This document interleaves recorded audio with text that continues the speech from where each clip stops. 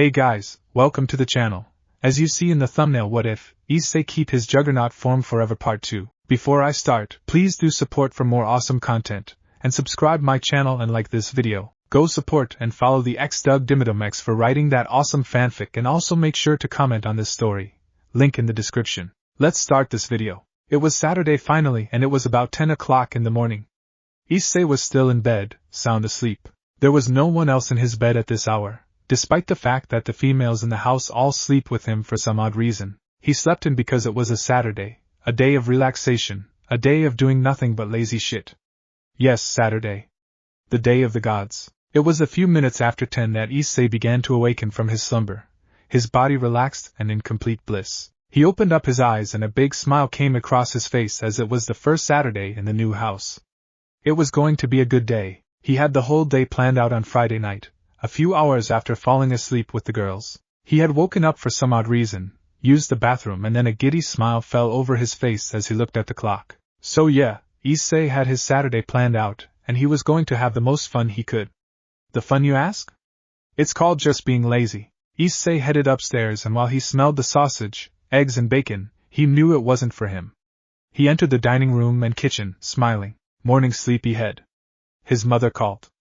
As your usual Saturday morning, I didn't make you any breakfast, but I left a bowl and spoon out for you. Thanks, Mom. Where are the girls? His mother blinked for a moment, and looked at her son. I'm not sure. They were here 25 minutes ago, strange. His mother commented before going back to her cooking. Issei's father came into the dining room, smiling like Issei. Ready for the marathon in 10 minutes? His father asked. Issei nodded and smiled. Yes. I've been excited ever since they announced it on the radio. Alright, well, hurry up and get in there. Dear, is my breakfast ready? His father asked. Of course, hun.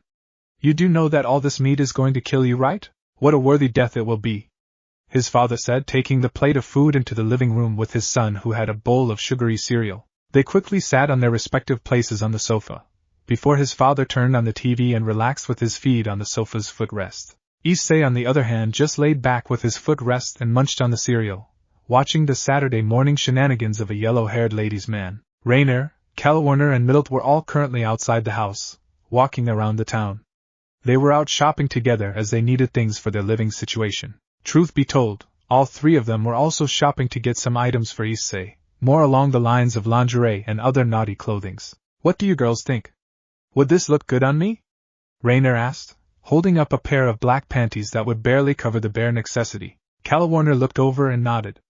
Yeah, it does, though I would want mine in purple. Middle blushed a bit. I'll take a pair too. Geez, Rainer, you really have an eye for these things. Rainer smiled. What can I say? I fell for a reason. Rainer chuckled out before grabbing 3 pairs of the panties, though one was in a dark purple, and paid for them. As all three walked outside, Rias was waiting outside, looking at them with indifference. Obviously, she didn't trust the fallen angels in her town. Where is Issei? At home. He was sleeping last time we checked. Rainer replied. Middlet nodded. What is with that? He was sleeping in so late? How can anyone do that? Calwarner shrugged. He's human. They have different customs than we do. Take me to him. I want to talk with him.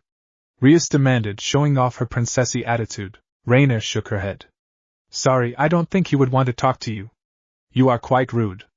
Just tell me the message and I might relay it to him, Rainer said, giving Rias a smile, though it was filled with quite a lot of hostility. She did not like the princess attitude Rias carried, thinking she was better than everyone else. Even though Rainer used to have that way of thinking, she no longer thought of herself as better than everyone. Why you? Rias glared, her eyes beginning to glow before Aquino appeared, putting a hand on her shoulder. Not here, Rias.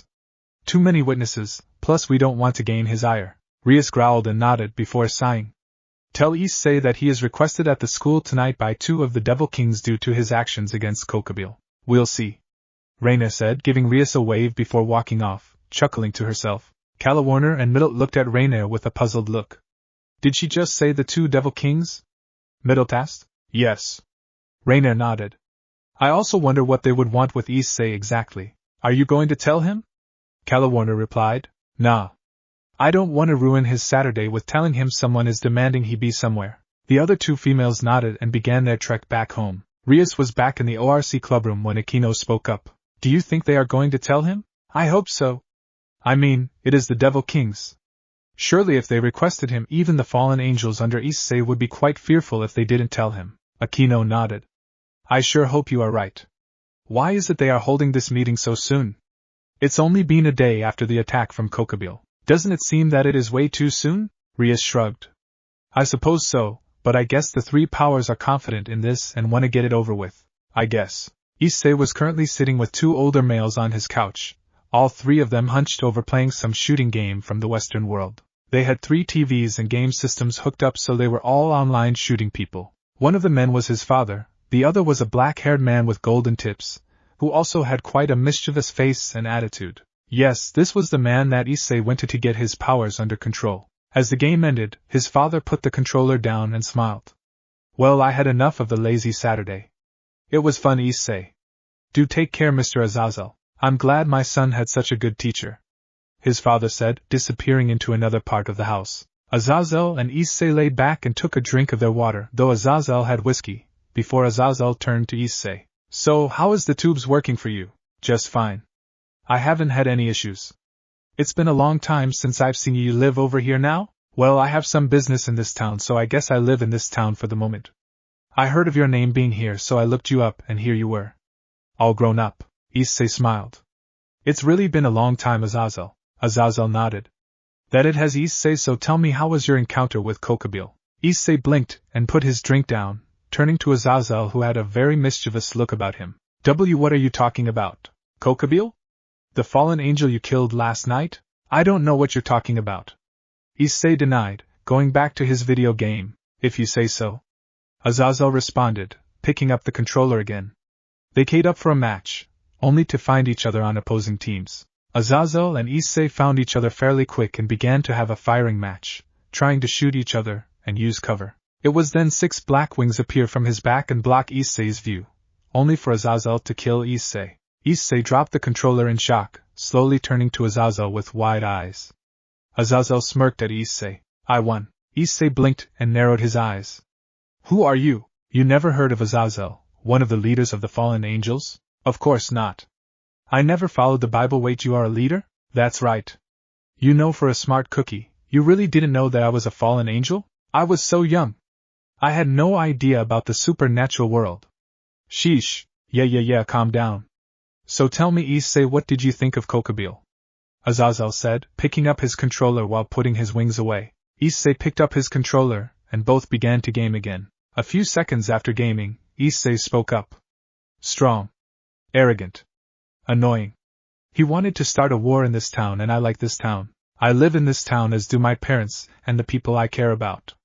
I showed up after my friends told me about Kokabile and what his intentions were most likely, so I showed up and saved one of Rias' servants from death by a light spear, Issei said, before sniping 3 people in rapid succession with his semi-automatic sniper rifle. Issei took a quick drink of his water and went back to his prone position as he camped a good location for kills. He told me his plans, and since he said he wanted to have a war in my town and basically destroy it, I killed him.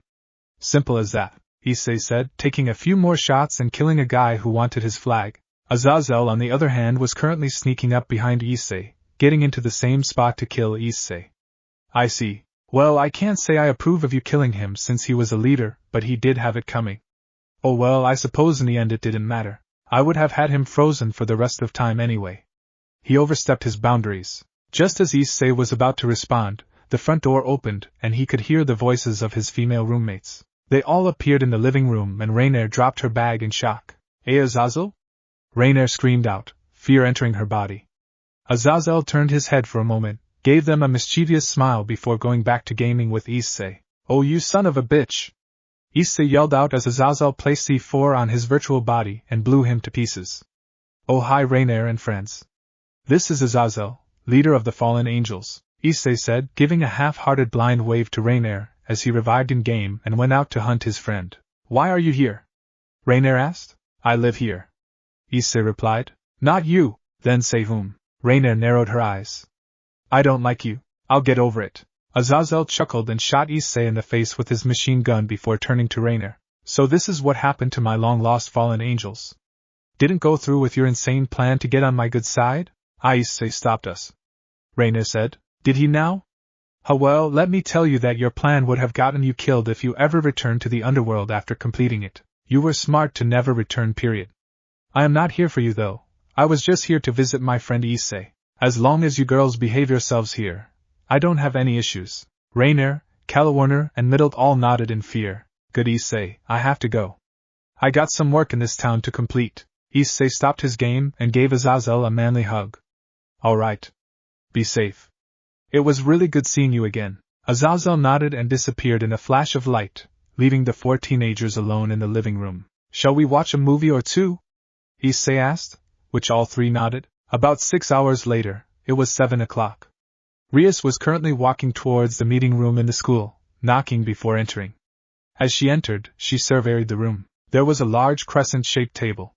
On the closest side to her, Xerxes and Seraphal sat with Sona and her peerage waiting behind them.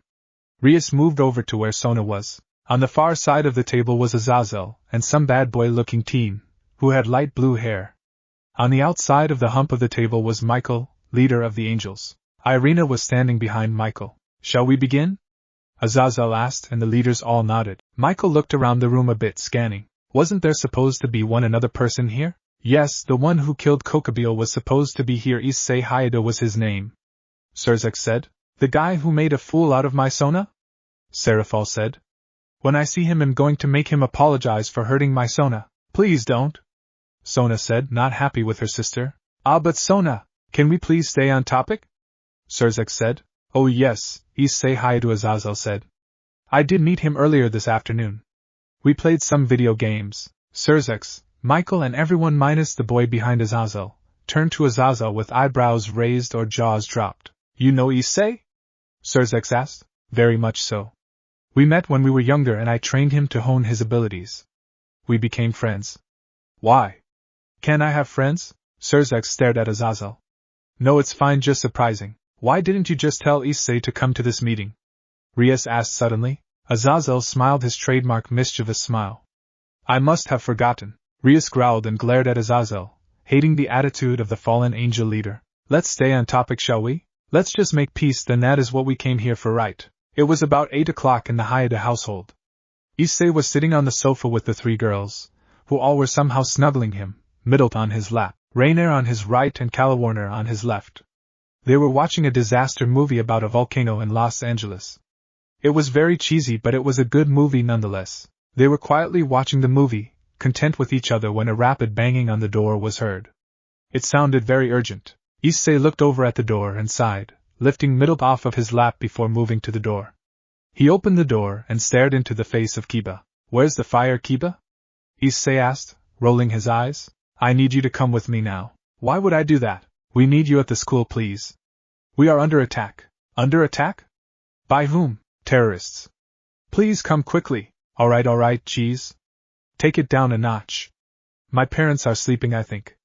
Issei said, turning to Rainier and the others. I have to go, you 3. Something is going on again in this town and am being requested. Wait for us. Rainier exclaimed, turning off the movie and running behind Issei, who was sprinting with Kiba back to the school. Issei increased his speed and caught up with Kiba, who was going very quickly, though slow enough to lead Issei. What is going on exactly? We were having a meeting between the 3 great powers about peace. 45 minutes later, we were attacked by an army of magicians, and then a descendant of Leviathan appeared, threatening to kill all the current devil kings. Okay, then why am I needed? You guys should be able to handle it all on your own. We can't. The magicians are causing problems. There are too many of them, and all the great leaders are using their powers to hold up a barrier, as several members have been injured from a preemptive strike. Issei frowned and kept on going, seeing the school getting closer and closer. Who requested me? No one. Well, you were supposed to be at the meeting with us. I was never told this. My master told your fallen angel friends the message, but I guess they never told you. Typical fallen angels.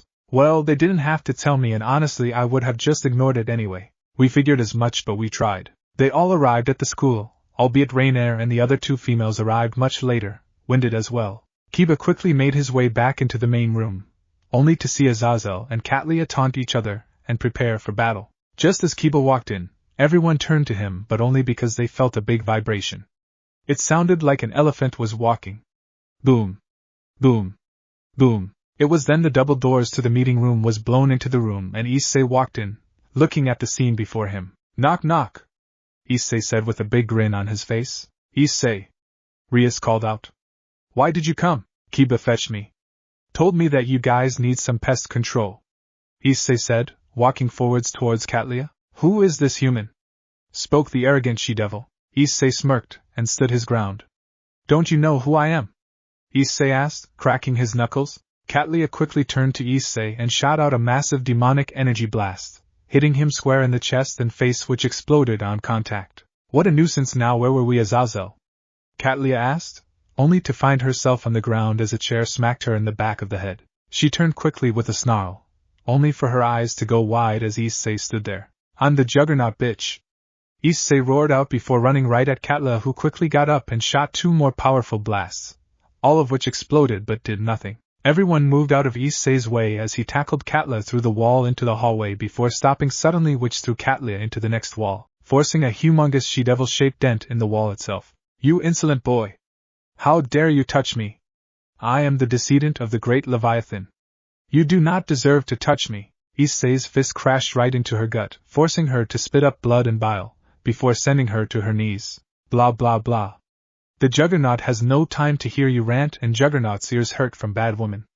Juggernaut, make woman shut up, Issei spoke out, using his Juggernaut persona again. He grabbed onto Katla by the back of her outfit before tossing her through the ceiling, in which she landed through the ceiling in the meeting room onto the big table, crushing it. She slowly and wobbly got up, before she glue in black. Her aura and power had increased. Why you human? How dare you interrupt me when I am speaking? I will kill you! She yelled out, but she was stabbed in the back by a light spear from Azazel. Katla coughed up immense amounts of blood before looking back at Azazel. You coward! No, you are the coward for being a terrorist.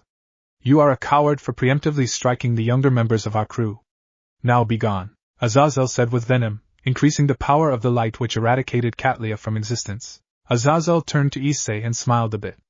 Sorry to take your spotlight there, Issei. I had to end it. That's fine. I had no issue with you stepping in, Issei said. Before Azazel or anyone could speak, Issei was struck by a white ball of energy, which exploded on contact and sent Issei outside of the school and into another part of the school, which collapsed right on top of him. Azazel turned and saw Vali, the White Dragon Emperor, who was the guy he had with him at the meeting. Vali? Why? Because they gave an offer I couldn't refuse, Vali said. This side looked more fun anyway, Vali said. Balance breaker, vanishing dragon balance breaker. Vali was covered in his stark white armor, before flying out of the school. Just as he exited the school and was about to fire several of energy at the occupants of the meeting room, Vali was struck out of the sky by a large portion of a wall that had collapsed on top of Issei. Juggernaut displeased with Dragon Boy. Juggernaut smash! Issei roared out before charging at Vali, who charged back. Vali sent his fist clad in his armor straight into Issei's face, who took the hit like it wasn't even shit. Vali reeled back in pain, but not before Issei's own fist was sent straight into Vali's gut, destroying the armor and forcing Vali to cough up blood and bile. Issei had increased his strength again by ing up more power from his tubes.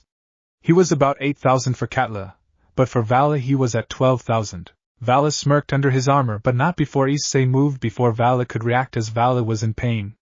Issei sent a hammer fist into Vali's shoulder, sending Vali to his knees. Issei continued his onslaught by shoving Vali onto his stomach with his palm on the side of Vali's head, which pressed down and destroyed the helmet, while simultaneously cracking Vali's skull. Issei quickly tossed Vali into the air before sending his fist once more into Vali's gut, though a bit higher, which cracked several ribs while forcing immense amounts of blood and bile to spew out of Vali's mouth. Issei then grabbed onto the leg of Vali and tossed him across the school grounds like a rag doll. Surzex, Michael, Azazel, Sarah Fall, Rias and her peerage, and Sona and her peerage, all watched the carnage that Issei brought about. The magicians had been wiped out by Vali prior to Vali's betrayal. Dear God, Michael spoke out. That human is a monster, Azazel laughed out. Issei Hyoudo's power is unlike any other power there ever was. He is a unique existence. His power is utterly impossible to know how far he can go. Every time he up matter, his weight increases, as does his strength and defense. When he gets any sort of momentum, the defense increased and his weight becomes something scary. He is like a train when he runs into you. Surzex shook his head. I'm very happy that he is on our side then. Rias shook her head. He isn't on our side, but he isn't on theirs. He is on his own side and does what he wants to do. I tried to get him to join my peerage, but he refused. He obviously enjoys doing his own thing, and there is nothing wrong with that. So far, he has never posed a threat to us. Azazel said. Michael nodded. I think we can all agree that we are lucky he is fighting for us at the moment. Vali was tossed once more across the field, as he was panting hard. What are you? I've done no damage to you whatsoever. What are you? I'm the Juggernaut, bitch. Issei grinned, flexing his muscles.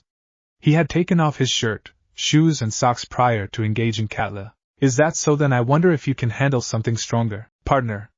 That is not a good idea. The Juggernaut drive. Do you wish to be at my mercy? Sorry about this, Vala, but we gotta cut this short. Spoke a voice from above. Issei and Vala looked up, only for a man who kinda looked like a monkey, came from the sky. From the monkey's hand, a poke swung out and struck Issei upside the head with a loud clang, but Issei didn't flinch or move. He looked at the new arrival and stared at both of them together. Well, it looks like you had quite a tough opponent. I would love to help, but it's time. Already? Vala asked before sighing. Fine, this isn't over, Hyoudou. Vala said before slowly sinking into the ground, which was a void of blackness. Issei narrowed his eyes in annoyance, and ran towards them and jumping right into the void as it disappeared. Azazel blinked at the scene before laughing. They are so screwed. Azazel laughed out. Where did he go? Rias asked. He beat the system that the monkey boy, Biko, used to transport. At the final moment, if you time it right. Anyway, can use the teleportation. So, Issei is currently with them wherever Biko took them. Will he come back? Sure. This is his town. He will come back sometime. Azazel said, shrugging. I suppose we should wait for a while. Shall we finish up this meeting then? Michael and Sirzex nodded and everyone took their seats, though there was no more table. Biko laughed and looked at Vala as they exited the darkness behind them. You really got your ass kicked, huh? Yes, I did. I was surprised. Someone who surpassed me and is only a human. Well, just be glad that we escaped. Oh, don't be so sure that you escaped. Spoke a voice from the darkness. Both of the men turned and out walked Issei, who smiled at them and cracked his knuckles again. Well, aren't we a persistent one? Biko asked, getting into a fighting stance, as did Vala. Issei was no longer looking at Biko, and Issei's eyes were focused on an object in the window on the second floor. It actually wasn't an object, but a person. Issei's eyes narrowed dangerously and he began to walk forward towards the figure. The figure in the window was a girl who was about 16 in looks, though her body was quite underdeveloped, very similar to Kaniko's. She had long black hair and gray eyes. Biko and Valid both turned to what Issei was looking at, before looking back at Issei, who pushed past them before he started to run. The figure had moved away from the window and left the window. Issei growled out and sprinted before jumping up and crashing through the wall. Ophis! Issei roared out in anger, running through the house. He noticed that Ophis was using magic circles to escape, walking through the walls quickly. Issei roared and began to run through the walls, his speed gaining on the girl that abandoned him long ago. Vala and Biko both raced after Issei and Ophis, trying to chase down Issei. Who the hell is this guy? Biko roared out. He's just running into the walls and breaking them down with his head. Who the heck have you made an enemy out of, Vala?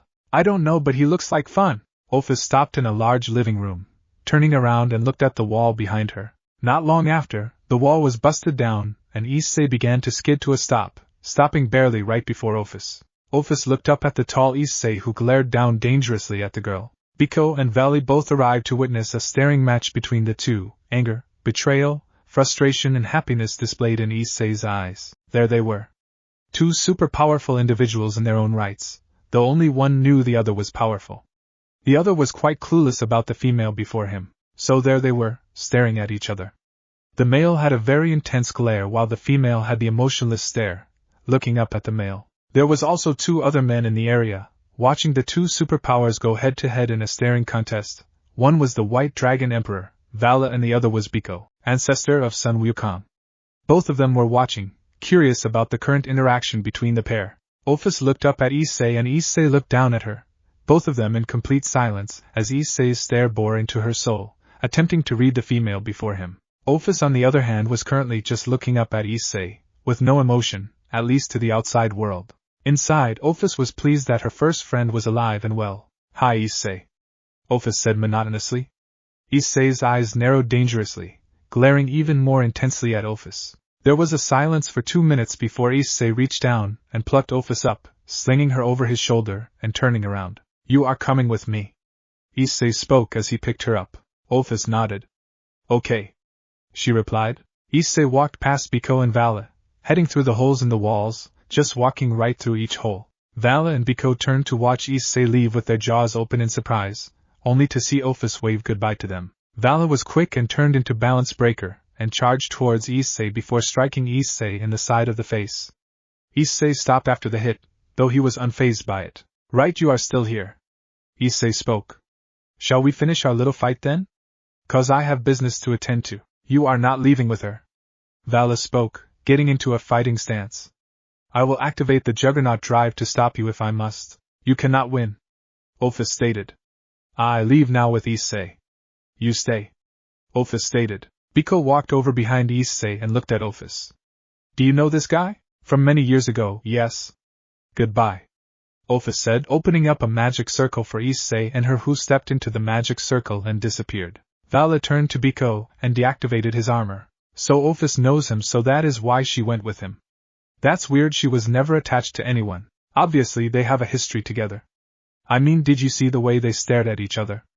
Intense. Biko said with a laugh. She is a big girl anyway. She can handle herself, and if that man is with her, then she will be more than safe, I suppose. Alright, I guess we should get to repairing this place. Vali said. Issei and Ophis finally reappeared outside of the school on the school grounds, which was used as a battlefield. Kiba and Rias was first to greet him, coming down from the meeting room. Issei. You're back. Rias stated. Obviously. Issei said, confused at why she would say the obvious. Who is that on your shoulder? An old friend who has some explaining to do. Now if you will excuse me, I have to handle my business. Issei stated, walking off from the pair, heading home. Azazel, Serzex, Michael, and Seraphal all moved to the window, their eyes wide. Is that Ophis? Serzex exclaimed. I do believe it is. Azazel said, a smirk on his face. Why is she on Issei's shoulder?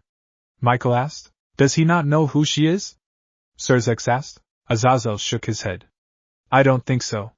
He is showing no signs of fear or any sort of emotion except urgency, anger, and sadness. I need to have a speak with him then. This is an opportunity of a lifetime. Serzex stated, moving to leave the school grounds. Michael nodded. I shall go as well. This is something that could affect heaven after all. Michael said, following the Devil King. Azazel and Seraphal fell in line and all left to go find Issei. Issei arrived home, and when he opened the door, Rainier attempted to hug him, though she ended up slamming into his rock-hard chest, so she fell to the floor in pain. You should remember to remove your power, you jerk. Ah, sorry. Issei said, placing all his power back in his tubes, feeling much weaker than before. He then continued his way into the house, going to the stairs. I need to be left alone for a while. Me and Ophis here have to have a talk. Issei said, walking up the stairs quickly. Rainier's eyes went wide, as did Calawarner's and Middle's. Did he just say Ophis? Rainier asked, a bit shaken. Yeah, that's the infinite dragon god, isn't it? Calawarner asked. Middle nodded. Yes, it is. What do we do? Rainier gulped. What can we do? Warn him. I think out of all of his, he would be able to survive an attack or two from her, at least if he knew it was coming. All three looked up the stairs and heard the door shut and lock, before all three gulped in worry and anticipation. Issei gently tossed Ophis onto his bed, in which he turned around and took off his socks and shoes, placing them in the corner of his room. He then turned to Ophis and crossed his arms, glaring at her, not sure what to say first. Been a long time. Ophis stated. Issei grunted and growled a bit. 6 long years, 6 years, Ophis. Issei yelled out before he calmed down. He quickly summoned a spell from his limited knowledge of magic and placed it on his parents' walls, so no sound can enter their room. 6 years, Ophis, since I've seen you. 6 long years since you abandoned me. Issei yelled out, glaring angrily at Ophis. Unknown to Issei, Rainier, Middle, Calawarner, Michael, Azazel, Seraphal, Serzex, Rias and her peerage and Sona and her peerage were standing in the hallway in the house, listening in. Why did you leave me, Ophis? Why did you leave me when I was dying? You were dying. Nothing I could do. You could have called 911 or something. Ophis shook her head. Nothing could have saved you. You were too weak and you were being killed by your own powers. Then you could have stayed by my side when I died. Like a true friend would. Are you saying I wasn't your friend at all? Ophis shook her head. You were my first friend. I never had a friend before. Issei stopped his yelling and took a deep breath, calming down as he was yelling at Ophis, who wasn't even getting angry or upset. She was calm. So, you never knew how to act in a situation that you were given when a friend was injured or dying, huh? Ophis nodded. Issei sighed and sat on his bed, sitting next to Ophis. All right. I forgive you then. Are we still friends? Do you want to be? Ophis asked, looking at Issei. Of course. You were my first friend too. No one wanted anything to do with me back then. You weren't afraid of how different I was, so you stayed by my side. You don't know how happy I was back then. Ophis nodded and looked up at the ceiling. She was sitting on the bed with her feet on the bed as well, while Issei had his feet off the bed. So, do you want to be friends with me? Issei asked. Ophis nodded. I will always be your friend. Even I was happy when I made a friend. Everyone I know was afraid of my power, and never wanted to approach me other than to use me for my snakes. But you approached me. But you were the only one who wanted to be my friend. Well, yeah, I never knew any of these supernatural stuff or anything back then. I was a little kid. So I jumped at the idea of having a friend back then, especially one who would play with me all the time. We played every day at the same time at the same park. We had dinner together, remember? Ophis nodded. I remember. We had steak and baked potatoes. Issei nodded. And chocolate ice cream with a cherry on top. Issei said, chuckling. I had a lot of fun with you and I've missed you so much. It's been lonely without you for the longest time. I will be your friend still. Issei turned over and hugged Ophis tightly, who didn't hug back, since she was still learning. Thanks. Wait, you said people are afraid of your power. What are you? A dragon? Really? A dragon? How are you like that white dragon I fought earlier? Ophis shook her head. Stronger, Issei nodded. How so you knew about my powers back then? Is that why you said something about me being strong? Ophis nodded.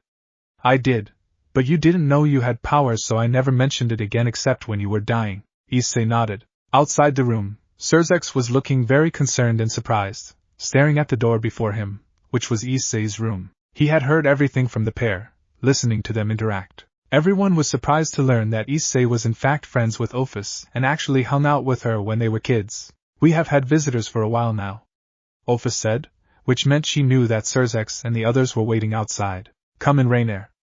Issei stated, only for the door to open and show xDoug and Azazel, and all the others.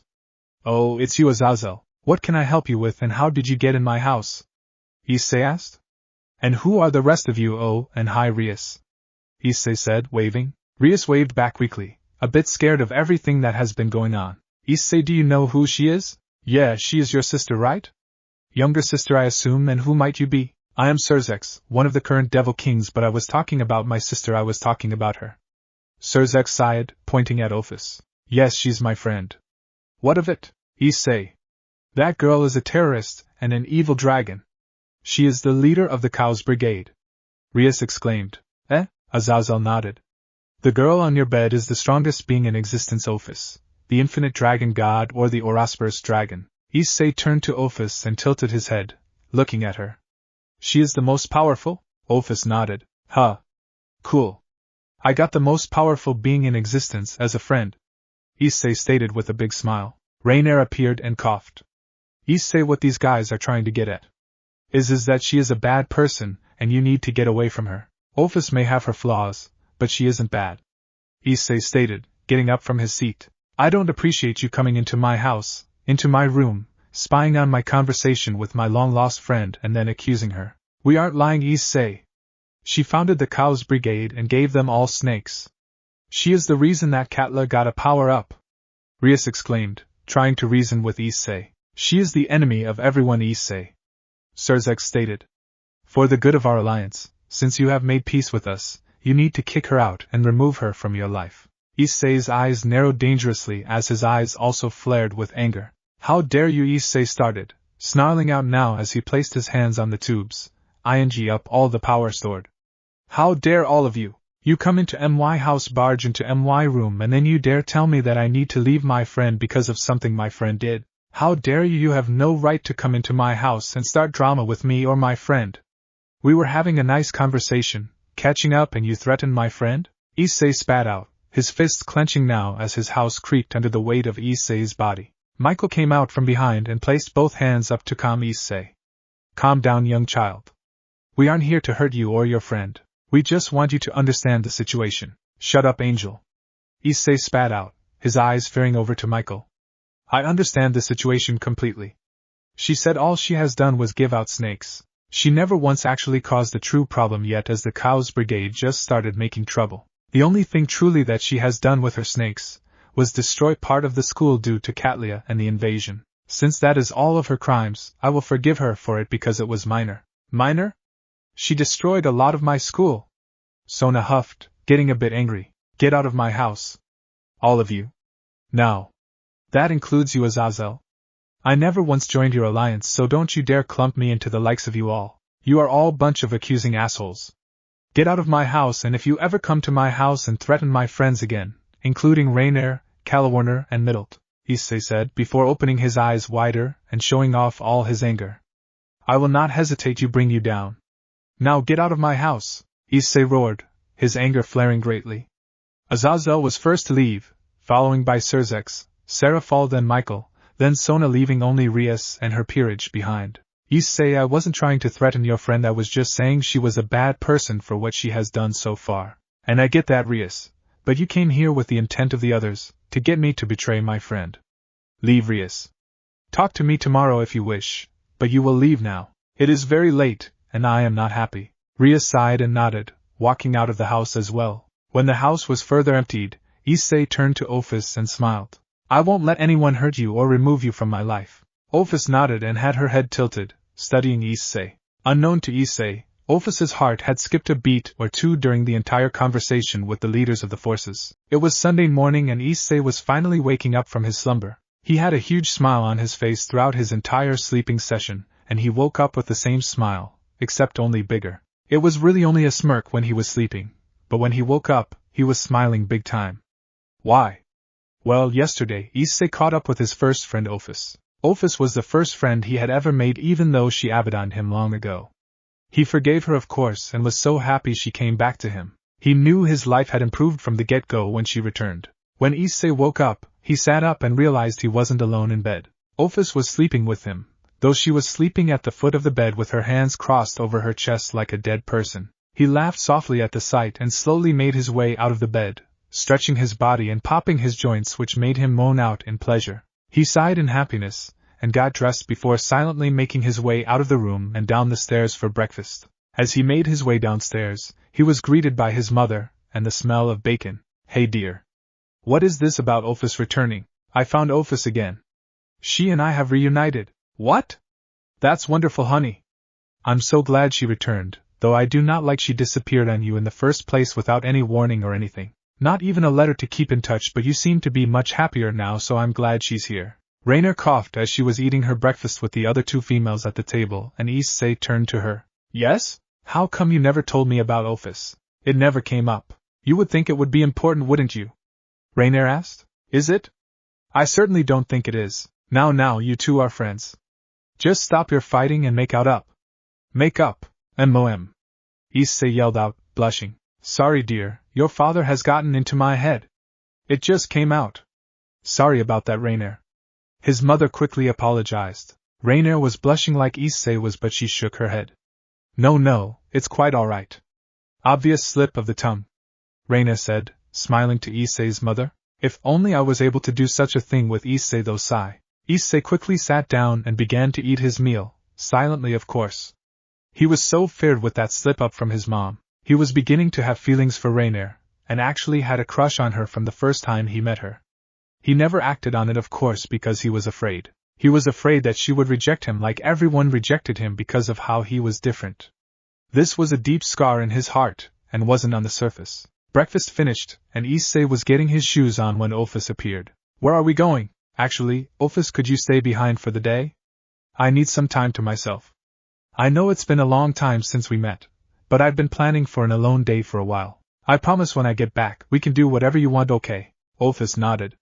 All right, Ophis said, heading to the living room. Issei appeared in the living room and looked at Rainier, Middlet and Calawarner, who looked at Issei as Ophis appeared. Can you three watch over Ophis and do something with her? Like watch a few TV shows or movies. Get to know her, okay? I know you guys fear her, but trust me, she doesn't want to hurt anyone. Rainier sighed. Fine. We will watch over her, but you owe us big time. Yeah, put it on my tab, Issei said, leaving the house. Issei made his way through the town, looking at what this town had to offer for entertainment. He was having fun beating up people, but he really did like to do other things too. But he hasn't had time to see if this town had to offer anything other than opponents for him to beat up. He ended up finding a movie theater, which is great as he hadn't really been to a movie theater in a long time due to moving and then all the things that had happened in the town. As he went up to the girl behind the glass to order a movie, a voice made him curse whatever deity decided to give him such bad luck. Issei? Spoke a seductive voice. It was Aquino. What are you doing here? Issei said, sighing as he turned to the big-breasted hottie. Aquino smiled and walked on over, looking up at the movies that they were playing. Want to watch a movie? Why else would I be here? Alright, let's go and watch something. Issei scratched his cheek. Actually, I would rather watch something by myself. Today is the day that I would do things alone. Alright, so I suggest we watch this one. It's about a foul-mouthed beanie baby who was given the ability to talk after a little girl wished upon a star on Valentine's Day. Issei narrowed his eyes and sighed internally, cursing the deity once again. So, where is Rias? Aren't you two like best friends? Aquino frowned. I don't want to be at the club room today. Rias is having problems, and I can't watch her go through it. What is the problem? Issei asked before he silently cursed himself for being so nice. He was brought up by his parents to care for others in pain. She's being forced into a marriage she doesn't want to do. Issei tilted his head. I thought in this day and age, forced marriage had finally stopped. Not for devils, Issei. This isn't the human world. Do you want me to step in? I think I can stop the marriage. I think I just need to beat up the suitor, right? Well, you can do it that way I suppose, but why are you offering? Rias is a very kind girl. Sure, she kind of attacked me without reason before, but that doesn't bother me. I don't want someone kind as her going through something like that. It's akin to rape, isn't it? And well, I've been having thoughts anyway about the fact that while I'm in the supernatural world I've made my own faction. I thought I should be a bit more open to truces or whatever. Aquino chuckled. So you are a faction now, are you? Damn right. I am the Juggernaut, and I am in my own faction. My house is my country and I own it. That's how it is. Aquino giggled a bit and nodded. I see. Well, if you are really serious in helping out Rias, I will take you over. I would be very grateful if you did, as her suitor isn't someone you can't like very easily. Issei nodded. While I would rather not get involved in someone else's business, I do think that what is happening to her is wrong. I do want to get to know her more, as she tried to get closer to me and I pushed her away. I want to get to know all of you more to be honest. I'm just a bit cautious with my friends, Issei said, now walking with Aquino towards the school. Aquino nodded. I heard from your parents, so I understand. We have all went through dark pasts, well except Rias really, but the rest of us. We all went through very dark pasts, and if it wasn't for Rias we may not be here. Issei nodded. I understand. She is someone that you are grateful to have met, as she was the defining moment in all of your lives. That is why I couldn't let you guys take Ophis from me. She was the first one to accept me for me. I couldn't let her be hurt. Aquino nodded. I understand. She is like Rias in the fact she helped you be where you are. I think if it wasn't for her I may not be here. I may have been too depressed, and well, you know. Don't you ever think that way again, Issei. Aquino said, this time very seriously. I won't, I swear. Issei said, a bit frightened from the quick change in Aquino's attitude. Aquino smiled. Good. I think we were all too harsh on Ophis. The Cows Brigade only just began being a nuisance, and now that she isn't with them I think they lost quite a bit of power. Issei nodded. She has done wrong before, especially to me, Issei said, holding a hand over his heart.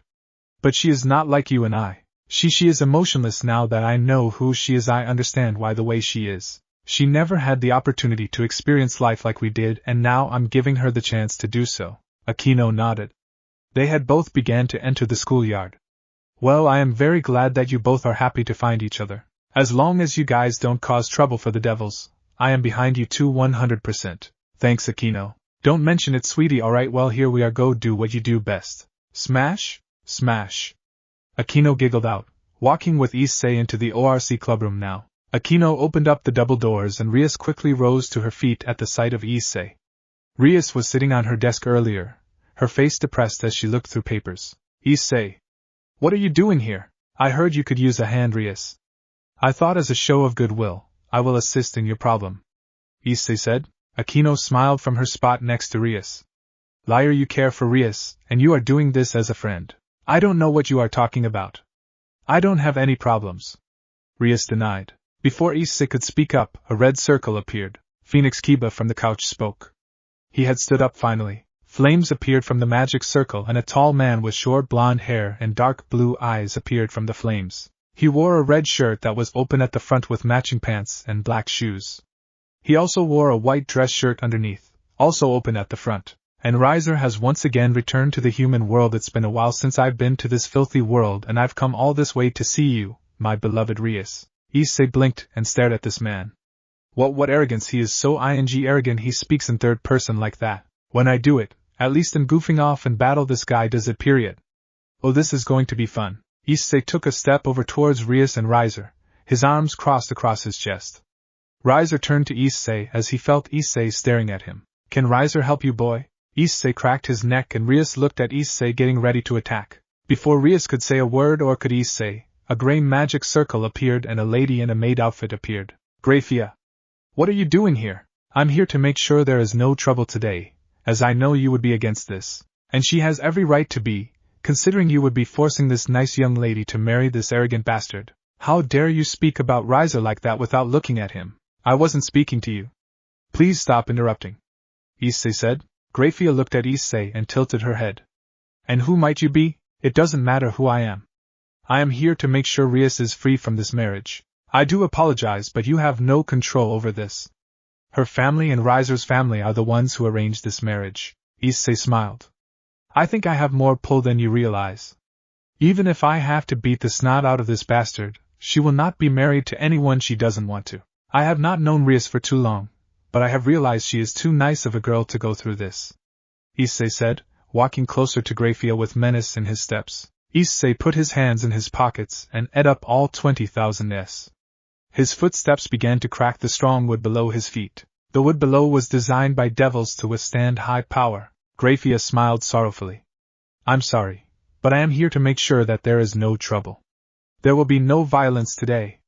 You will not touch him while I am here. Then I guess you should listen to these legendary words of the West. Move, bitch.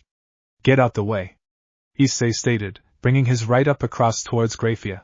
Grafia's eyes grew white and Issei was flash frozen solid. Issei! Rias screamed out.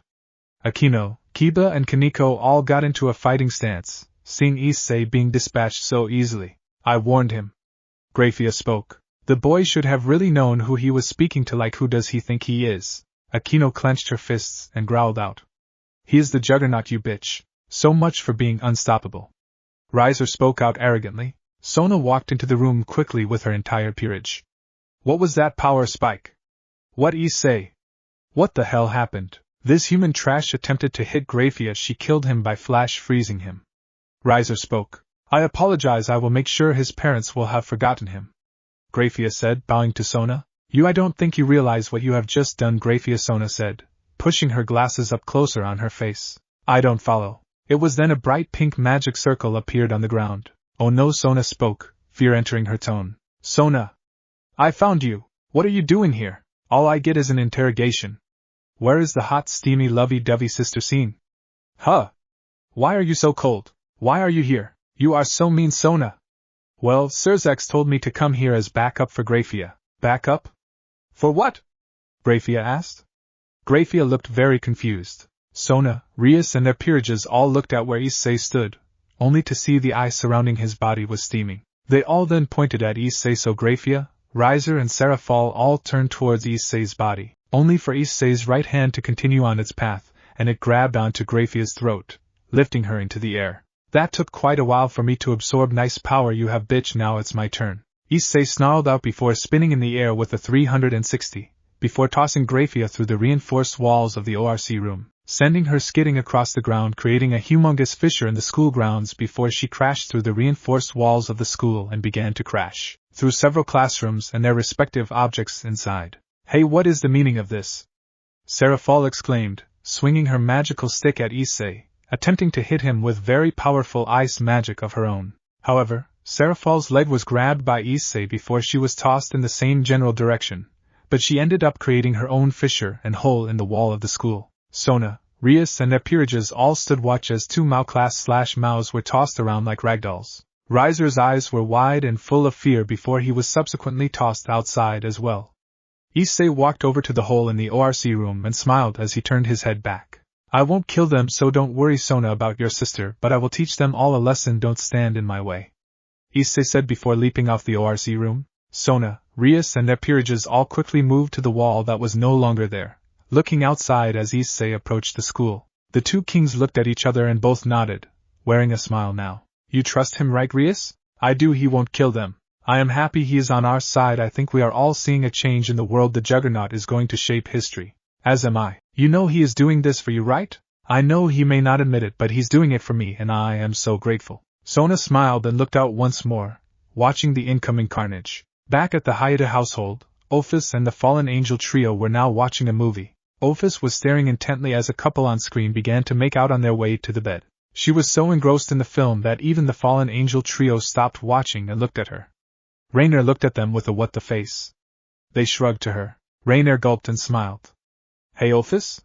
What is so interesting to you on screen? Ophis pointed at the screen. Why are they doing such a thing? I've seen people do it often, but I never understood why. It seems pointless. Well, it's called ing. Rainer spoke up. Two people in love do it as it shows they care for one another. Ing? Yes. That is called ing.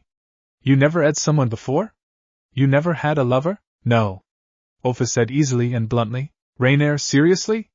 She is the infinite dragon god, of course she never had a lover. That would have been recorded in history as like the most shocking thing ever, considering she is an emotionless dragon. Plus she never interacted with people until recently, Kellewarner said, smacking Rainer in the back of the head for her stupidity. Hey, don't hit.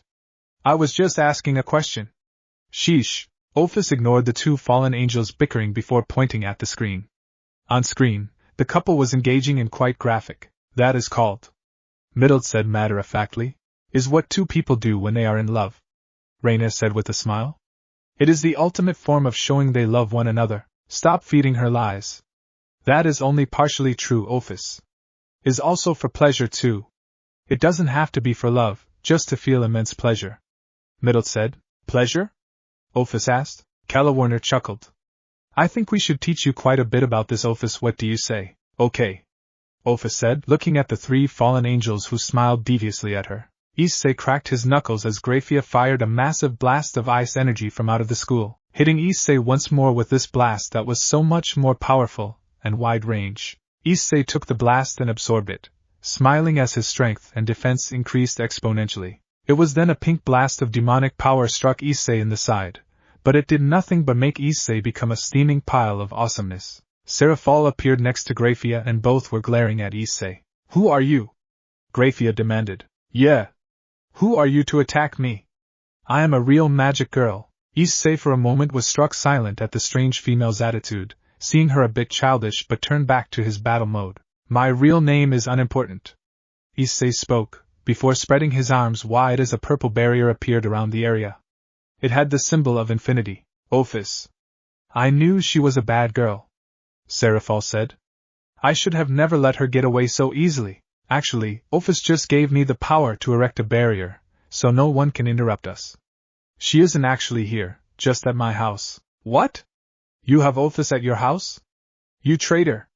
Grafia snarled at, summoning a large magic sphere of ice doom. Traitor? I am no devil, remember? I am no traitor to anyone, and if you must know, the three great powers have allowed Ophis to stay at my house. Grafia's expression softened. Seraphal shook her staff and hit Issei again with a powerful magic attack, making Issei's body create massive amounts of steam. So you were the big meanie who beat up my Sona. Sona attacked me first, and we are both over that. Maybe it's time for you to let it go. No one embarrasses my Sona like that. Only I can, Seraphal said, charging Issei and thwacking him in the head with her staff. This actually sent Issei flying across the school grounds, sending him into the nearby pool, which exploded and all the water evaporated. Sona sighed and blushed red, embarrassed at her sister's antics. I'm sorry, Sona, you know she loves you. A little too much. Why isn't Issei trying to beat them up anymore? Kiba pointed towards the school. It was Riser who was trembling in fear. That's why I don't think he really wants to hurt the two females in front of him. His intention was never to hurt them but to hurt him. I think he realizes that Riser is extremely afraid of Issei right now, so he's trying to make peace with them, though it doesn't seem to be working. Rias smiled. So, even though he could defuse this situation with violence, he really doesn't want to. Akino nodded. He told me he wants to try and be more peaceful with the three great powers. He wants to try and be more friendly and maybe make a treaty or peace with them. He doesn't want harm to come to his friends or family, so while helping you was part of him caring for you. Rias not beating up Grafia and the Devil King is trying to be peaceful. Rias looked at Aquino. You got him to come here, didn't you? Aquino smiled and closed her eyes. I don't know what you mean. You are one clever bitch, aren't you? Rias said with a chuckle. Thanks, Aquino. I don't know what you mean, Rias. Aquino said before giggling. Rias rolled her eyes playfully and continued to watch. A magic circle appeared next to Issei, who was finally out of the pool.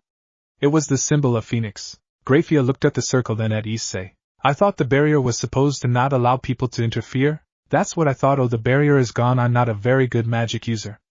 Issei said, rubbing the back of his head. What is this commotion about? This is taking way too long. Where is my brother? He was supposed to have grabbed Rias by now, spoke a blonde-haired girl. She turned her head to the sound of cracking knuckles and she looked up at Issei, who was quite a bit taller than her. Well, what do we have here? Issei spoke, lifting up the girl by her dress. Put me down, ruffian. Do you not know who I am? I'm assuming the little sister of the arrogant bastard, right? Well, look at your big brother now, Issei said, turning Ravel and himself towards where Riser was, only for a massive fire fist to crash into Issei's chest. Unhand my sister! Riser roared, only for Riser to roar in pain as his fist crashed into Issei's chest. Riser's hand was completely crushed. Issei reached over and grabbed Riser by his face, squeezing him until Riser dropped to his knees. Issei gently placed his sister on the ground. I have no beef with your sister, Riser. Just you. I have no beef with Grafia or the strange magic girl. I'm not strange. Stop interrupting. Sona yelled out. But Sona! Issei sighed and rubbed his face in annoyance. It seemed everyone he met who was a devil was weird. What is your name, little girl? Ravel. Leave me brother alone, Ravel said, kicking Issei in the shin with a fire foot. Issei had removed his power greatly, so Ravel wasn't going to hurt her foot really. Of course, it was more than enough strength to defend against the Phoenix fire. Issei had gone down to about 8,000 S. Issei smiled at the little girl. While I respect your brother for trying to save you from me, and I respect you for the same, your brother is an arrogant little bastard, Issei said, releasing Riser, who fell onto his. Issei stood over Riser and narrowed his eyes. Riser, you are a strong young devil, right? Leave Rias alone. You are a man as well. A man would never force himself on a woman like that. This marriage is for the good of all devils. That is not true. It isn't good for her nor for you. You will never truly be happy with Rias at your side, hating you day in and day out. You will never get her love or her respect. You are a man who wants to be respected. I know this, Issei said. Ravel was no longer kicking him and listened. Call off the marriage. I don't want to see my friend in pain. It's why I stepped in today. She is hurting because she is being forced into a loveless marriage. As a man, I am asking you to leave her alone. Ravel was listening to these speech by Issei, and her face was blushing up. She had noticed through her kicks that her power wasn't hurting him, and she noticed that when her brother attacked, he was in massive pain from just striking Issei, yet she wasn't. She knew Issei had lessened his defense so she wouldn't get hurt. But she was blushing because someone was talking sense into her brother, and showing him right from wrong. A true man was before her. Riser looked angry and frustrated, so he looked away. Riser, will you back off? Yes, I give. Thank you, Issei said, reaching his hand out towards Riser as a peace offering. Riser accepted it, and Issei pulled him up. I want you to find love, Riser, and think for yourself instead of having your family do it for you, Issei said before looking at Ravel. The same goes for you, little girl. The name is Ravel. Sure, Ravel, Issei said, giving her a smile. He turned to Seraphal and Grafia. I'm done here. I have no more reason to stay here. I'm going to catch a movie. We cool? Grafia was now back in her proper stance. I believe so. I will let Serzex know of the outcome. I apologize for the trouble today, Grafia said before disappearing in a white circle. As Issei turned to Seraphal, Seraphal moved quickly and ate Issei on the cheek before winking. I will be back, Mr. Juggernaut. Don't you forget about me, Seraphal said before disappearing in a pink circle. Issei blinked and looked very confused. Issei spoke out before turning back to the ORC clubroom. He jumped up to Rias and them and smiled. You are free now, Rias, so my work here is done. If I hurry up, I can get to the last showing of the movie. Bye, Issei said, removing all his power and sprinting out of the clubroom, rushing to the movie theater. Rias was crying a bit, tears falling down her eyes. Tears of joy. She was also blushing. She was going to have to thank Issei for what he had done. Akino smiled at seeing this. Rias has a crush now on the Juggernaut.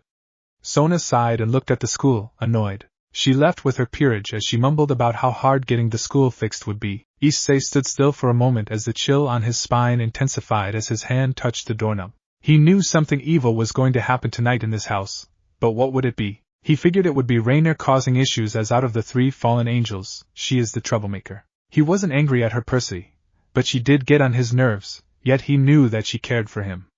Issei sighed and opened the door, walking into the house. Welcome home, dear. Did you have fun at the movies? His mother asked. I didn't get to go. I got sidetracked by a friend of mine who needed some help. Friend? Oh, the red-haired female? Yeah. I'm sorry that your day to yourself was ruined, dear. I made you your favorite dinner, though. Thank you. But I was okay with the day, Issei said, walking into the kitchen after he put his shoes away. He took a seat at the dinner table and his mother placed his meal before him. There is cake in the freezer if you want any. Have a good night, dear, his mother said with a smile, waving as she headed up the stairs. Thanks, Mom. Issei ate his meal and finished a piece of the ice cream cake before heading to the basement. He walked down the stairs and turned the light on, before digging into his dresser for a new change of clothes. He had given himself a good smell, and wouldn't you know it, fighting woke up a sweat. As Issei climbed into the shower, Ophis was gently pushed into the basement by 2 pair of hands, before an evil giggling was heard as the basement door was closed. Ophis walked into the basement, and spotted Issei behind the steamy glass door. She stood there watching him before she undressed from her gothic outfit before opening the shower door and climbing in behind Issei. Issei stood very still as he felt a breeze. He then felt a presence was behind him, so he slowly turned around. As he did, he was suddenly pulled down by a pair of very strong yet slender hands. He bent over as he was forced, and a pair of soft met his. Issei's eyes went wide as saucers as he spotted the female ing him. It was Ophis. Issei was released and his eyes never once returned to his sockets. I like you, so I wanted to. You did I do something wrong? Issei had stormed out of the room and mostly likely the house, obviously feared and confused. Ophis didn't understand why he left all of a sudden, and she felt a pain in her heart when he did so, which she didn't understand why. So how was he? Middlet asked. Ophis tilted his head. I don't know, very shy I guess. No, I meant in bed. I enjoyed myself, so he was good, Ophis said, not really sure what to say. Rainier nodded. Let's just get down to business. Are you sure you really wanted to sleep with him? When we taught you these things, we really just expected you to tease him and not really go through with it. I'm more surprised he did, though. Ophis nodded. I love him. He is my first friend and the first person to talk to me just to be friends. He never cared about my power, and he liked me for me. No one ever did that before. So yes, I wanted to sleep with him and him. Aren't they supposed to showcase love? Rainier nodded. We didn't lie about that, and all right. I believe you. Why did Issei leave? Ophis asked, placing a hand over her heart absent-mindedly. He was confused. Middlet said.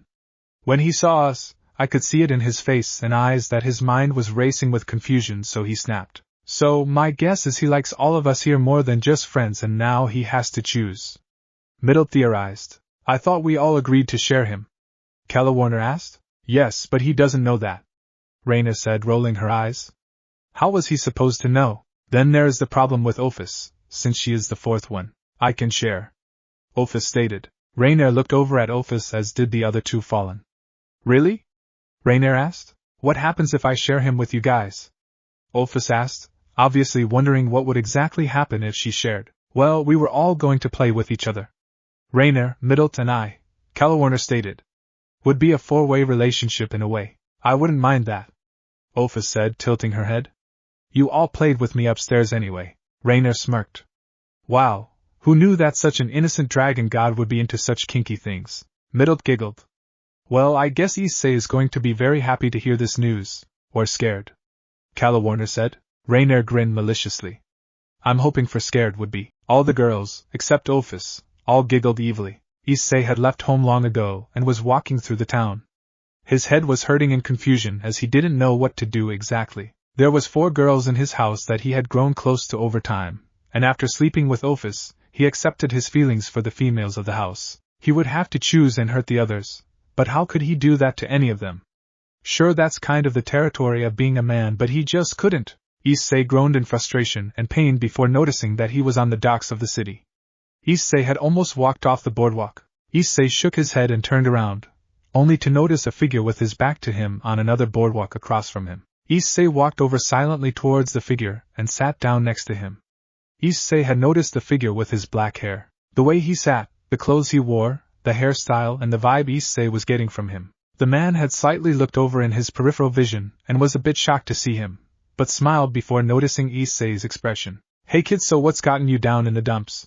Women, Azazel. I have women problems. Women? Wanna talk about it? I was hoping you would still talk to me after yelling at you guys from before. That's all in the past.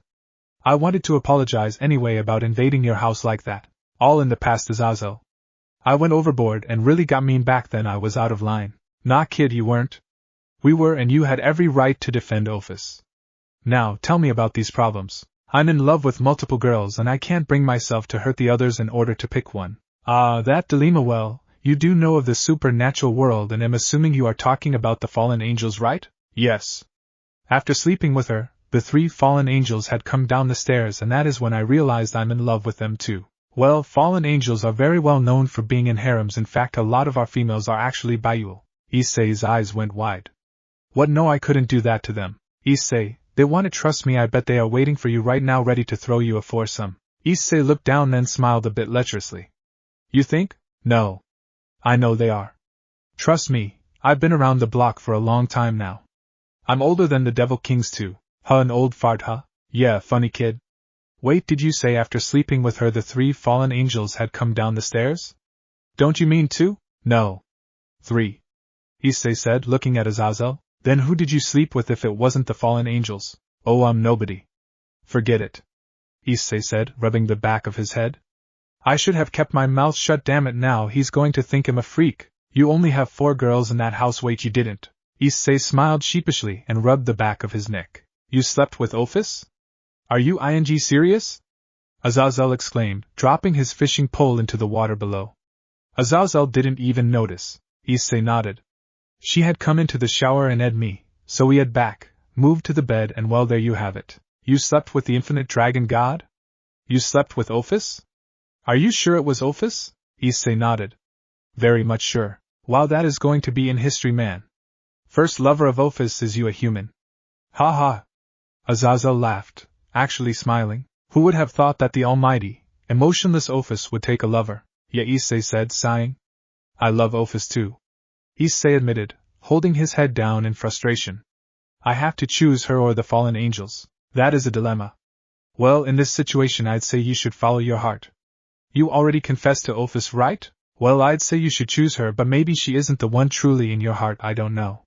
All I can say is, you need to choose what your heart truly wants. Thanks, Azazel. Issei said, giving him a smile before walking away. Azazel gave a small wave before his eyes went wide. Shit! My fishing pole. Damn it, that was my favorite one. As Issei was walking back to his home, a seductive voice was heard. Hey Issei.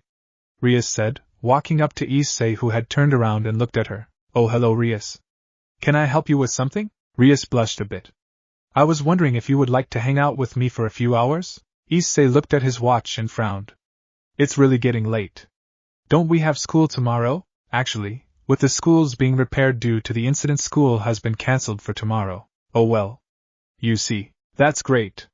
Rias said with a smile, grabbing Issei by his arm and pressing it between her breasts as she dragged him away. Wait! Rias! Issei whined, being dragged by the gorgeous redhead. Rias and Issei entered a bowling alley together where Rias paid for herself and Issei's shoes and lane. Issei whined a bit softly as he was dragged around and reluctantly put on his shoes. He had given up on trying to go back home for the night, and resigned himself to staying with Rias for a while. Am I really this weak when it comes to females? I mean, I'm the Juggernaut, and I can't escape the clutches of pretty girls? What the hell is wrong with me? Issei, could you help me out? I don't know how to bowl. Issei looked up and nodded, getting up and standing right behind Rias, his chest flush against her back as he took her hands in his own. Why did you come here to the bowling alley if you didn't know how to bowl? I wanted to learn, okay? It looked like fun. Alright, well, the key to proper bowling is to eye the target. You want to knock all the pins down, so you want to aim dead center. Now your hand and eye coordination must be spot on too. Your hand must release the ball right between your eyes. Sending the ball down the lane here is the proper movement to throw the ball, Issei said, gently moving Rias's hand backwards then forwards, showing her the correct movements for bowling. Rias, all the while, was ignoring Issei. She was just blushing at the physical contact. Rias actually did not know how to bowl and was not using this as an excuse to get close to him, though she was unable to deny that this close contact was pleasant. It was then she noticed Issei had released her and motioned for her to do it. Rias blushed. Could you show me again and just guide me through my first hit? Sure. Issei nodded, getting behind Rias and gently moving them both up to bat. Issei took her right hand and both of them swung the ball forward, giving it a nice spin which hit dead center into a strike. I did it. Strike. Very good, Rias. Nice shot. Again. All right. Issei said, getting behind Rias once more and doing the same action, giving her another strike. That's two. Thanks so much, Issei. No problem, Issei said with a smile. About an hour later, the game had ended with Rias having a perfect game, and Issei had one less strike than her. Issei gave Rias the game kind of, as he never once stopped showing her how to throw the ball. He had enjoyed the contact and the praise he got from Rias, so he continued to do so. Plus, it made her happy when he did it, and that was his main reasoning for helping her. Ha! I did better than you, Issei. Maybe I should be the one teaching you how to play. What? I was helping you the entire game. I only hear excuses. Rias teased, smiling at him as they were leaving the bowling alley. Why you, Issei growled out. Rias giggled and pushed Issei into the wall before she ran away swiftly, leaving Issei behind. Last one to my house has to buy the other ice cream. Oh hell no! I ain't buying you no ice cream! Issei growled out, getting into a sprint behind Rias. As Issei and Rias approached the house, Issei was getting ahead of Rias. Rias, however, grinned evilly and watched as Issei tripped over his tied shoelaces before he hit a trash can on the way to the ORC clubroom and fell on top of it. Ha ha! You owe me an ice cream cone! Rias taunted. Cocky little shit. Rainier mumbled out.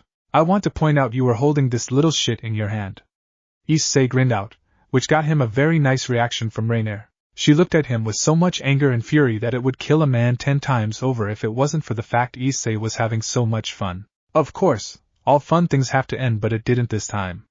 It just changed direction. Ophis had woken up, and since she was behind Issei, Issei had no idea until she appeared from above and placed her upon his own, giving him a small. Issei was stunned for a moment before ing her back gently, in which she released. Good morning, Issei said, giving Ophis a big smile. Morning, Ophis replied, a bit emotionlessly of course. Rainier had forgotten all about her anger, as she remembered why she was so excited to see Issei in bed with her. This was the moment where she would finally get Issei in her pants. Issei sat up, yawned and stretched before getting out of bed and making his way to the dresser for new clothes. As he was putting on some pants, he was stunned frozen. So, are we going to share him now? Ophis asked. Issei turned and coughed. Ophis. You can't just say something like that. Ophis tilted her head and looked at Issei. Why not? That is what we decided on, right? Issei rubbed the back of his head and looked away. Rainier smiled as she found a way to get back at Issei. Rainier walked up to Issei and held him from behind, gently scraping her nails across his well-formed chest. She blew into his ear and smiled seductively. What's wrong? Issei can handle all 4 of us. We aren't that hard to please. Rainier spoke, as seductively as possible. Nothing's wrong, Issei said, shuddering under the touch of the fallen angel. Rainier smiled in his ear, putting a bit more pressure on her nails. Really? Are you sure? 'Cause it sounds like you are unable to handle it. Is it because you aren't man enough to take on 4 women? I don't know what you are talking about, Issei said, not even stuttering. He was trying hard not to give Rainier the pleasure. It was then his luck finally came through. Issei. Breakfast is ready. You up? Yeah, Mom. I'm coming, Issei yelled back, quickly pushing Rainier away before finishing getting dressed in pants before running up the stairs shirtless. Rainier was sitting on her and smiled at Issei, seeing how easily she got him fared. She cursed his mother for ruining their moment, but their time will come. Yes, their time will come. About 10 minutes later, all residents of the Hyoudou household were sitting around the dinner table, or the little island connected to the sink, eating their breakfast. They were all having eggs, bacon, sausage and biscuits. It was a quiet dinner, mostly because Issei was quite fared still from the attack from Rainier. The damn fallen angels are going to kill me, Issei thought bitterly. He knew what they wanted and he knew what he wanted, but it was just so sudden. It's hard to make a move onto multiple women. It was hard enough to make a move on Ophis. Then there was Rias, who was making a move on him as well. He was surrounded by so many women. It was a nightmare and a wet dream. He had no idea how to go about this, and he knew no advice would help him. This was all on him. Hey Issei, I got multiple tickets to go to the amusement park in Tokyo. I have enough for you and all your girlfriends. Wanna go? His father asked, a smile on his face. They are not my girlfriends, Issei said suddenly, shocked out of his reverie. He then looked around and coughed a bit. They are not my girlfriends, but sure I can take them. Rainier got an evil smile. So you are meaning the thing with Ophis was just a one-time thing? Shut up. Issei whispered a bit harshly towards her. What is she talking about, Issei? Issei's mother asked. It's nothing. Rainier is just pulling my chops. If you say so. Rainier grinned. Issei, lying to your parents. How disrespectful. Shut up. His father looked over at Issei and smirked. Are you sure there is nothing going on between you and Ophis? Sure looks like there is, so what's going on, Issei? We slept together. Ophis said suddenly, causing the entire session of everyone poking fun at Issei to come to a sudden stop. Issei's mother and father were all looking at Issei slack-jawed and eyes wide. Issei groaned loudly when she said that, and put his face in both of his hands. What? You mean like in the same bed, right? Issei's mother asked. Why yeah, that's it. Just in the same bed. She slept in my bed. That's it. Oh good. I was worried for a minute my precious boy lost his innocence so quickly. We made love as well. It was lovely. Middle said, sounding like Ophis. Issei's mother had fainted suddenly and his father was looking at Issei with shock before looking at Ophis, then back to Issei. It was then a few moments later, Issei's father tended to his wife. Honey? Honey? Oh geez. Sorry kids, I'll take her back to our room. You kids have fun at the park, Issei's father said, lifting up his wife and carrying her out swiftly. Issei was silently crying into his hands. These females were going to kill him. The almighty Juggernaut killed because he finally made friends and they all turned out to be bombshells. All of them loved him and he loved them. Rainier was now laughing with Calwarner and Middle, their laughs turning into howls. Ophis was finishing her breakfast, honestly having no idea what happened. I hate you all, Issei said, glaring at the three fallen angels before getting up and putting his dishes into the dishwasher. He then stormed away to get ready for the amusement park. Issei really didn't want to take the females anywhere after what they did to him at breakfast, but he knew his parents wanted the house to themselves. 3 hours later, 1 hour to travel and 2 hours because the three fallen angels took forever to get ready. Like all women, they arrived at the amusement park. Issei was holding on to Ophis's left hand and now the three fallen angels were fighting for the right to hold his other hand. Issei had a very annoyed face, but it was quickly gone when Ophis demanded his attention with a polite grab onto his shirt. Are you not happy to see me? Ophis asked. Do you regret everything? Issei shook his head and smiled down at her. Of course not. It's just not easy dealing with things as a man. It's hard to get a single girlfriend, let alone 4. I just haven't found a way to do it. Plus, these other women like to make my life hell, so it's really hard. Issei said with a large smile. I will never regret what I did with you. I only regret that I couldn't be a better man for you. Ophis shook her head. No, you are the perfect man in my eyes. You have shown my kindness others haven't. You don't fear me and you don't worship me. It's something I would never have known without you. Issei nodded and gently squeezed her hand, moving with her into the amusement park. After 7 hours of gut twisting, adrenaline pumping, puke-inducing, fun-making, roller coasters and other amusement park goodies, Issei and his gang of bitches were heading back home. They were about a block away from Issei's house when his eyes caught something. His house's door was wide open. Issei released Ophis's and Rainier's hands, quickly moving faster towards his house. Rainier had won the right to hold Issei's hands after 11 rounds of rock, paper, scissors. So the entire day, she got to walk right next to Issei like Ophis. Issei's eyes were wide and a cold chill covered his spine. When he got up to the door, he noticed that his door was not wide open. It was not there, it was ripped from its hinges. Mom! Dad? Issei yelled out. He had in 10,000s into his body and made his way through his house, even with his loud feet. He began to move quickly and search the rooms. When he entered the kitchen, the other females entered as well. He turned his head to them, and everyone saw in his eyes the fear. Please help me find them, Issei begged. The other girls nodded though Ophis stayed with Issei. Issei moved into the garage with Ophis, Rainier downstairs, Middlet and Calawarner moved upstairs. After a minute, Rainier called out to Issei. Issei and everyone arrived in the basement, only for everyone minus Ophis to have their eyes widen in shock, fury, and utter disgust. He. Well, hi there, shitty devil and the traitors. Fried is at your service once again. Fried Selzen said, a big grin on his face. On the floor was Issei's father, a hole in the back of his head, while his mother had a sword of light to her neck. Have you missed me? I also remember the punch you gave me, Fried said, rubbing his chest with his gun hand. Oh man, you got me good. I should thank you. With you ruining my plans to take the little bitch's sacred gear, I had to go on the run. Well, thanks to that incident, I've been invited to join a new party. Oh yes, and they gave little Oelmi toys to play with, and I get to slay all the shitty devil sluts I want. Oh, it makes me feel so warm and giddy inside. Issei was glaring at Fried with so much killing intent that a god would fear this man. Unfortunately, Fried was psychotic and he knew he had Issei right where he wanted him, thanks to the blade to his mother. There was tears in Issei's eyes, of course, but nothing was more pronounced than his absolute rage. Issei's fists were clenching so tight that if he hadn't upgraded his strength and defense, his fingers would be broken. Now then, shall we begin, old friend? No answer. Actually, I had a change of heart. I think you'll just go. I do have other things to do, and it's so unfair that you have so much help, you cowardly little shit, so I shall see you later. Bye now, Fried said, disappearing into a magic circle of light. As the circle came from his feet, Fried smiled. Present for you. Pay back for the punch, Fried said, blowing a hole into Issei's mother's face. No! Issei roared out, running over to block the bullet. Unfortunately, Issei would have never made it there, but he put himself right where he needed to be in order to block the bullet, his arms outstretched. It was then a moment later he realized he would have never made it in time. Issei fell to his knees as his tears flowed from his face and sobs came from his throat. No, this can't be happening, this can't be happening, this can't be happening.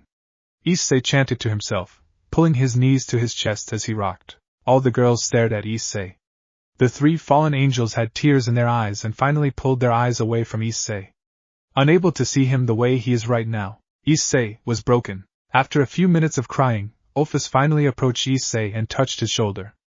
Issei didn't respond, acting as if Ophis wasn't there. The familiar's forest.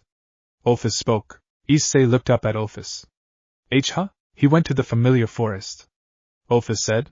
Issei slowly stood up and looked at her, then at the three fallen angels. He then looked at his dead parents, and he bit his lip, causing himself to bleed. Yes, he bit so hard on his tougher skin, he was bleeding. Rainier smiled. Issei, go with Ophis. Get your revenge. We will watch over your parents, Rainier said. Issei looked at the girls and then gave them a small smile. Thanks, he choked out before Ophis took him in a magic circle, teleporting him to the familiar forest. Unknown to Issei and everyone, a bright golden light appeared outside of the house's front door.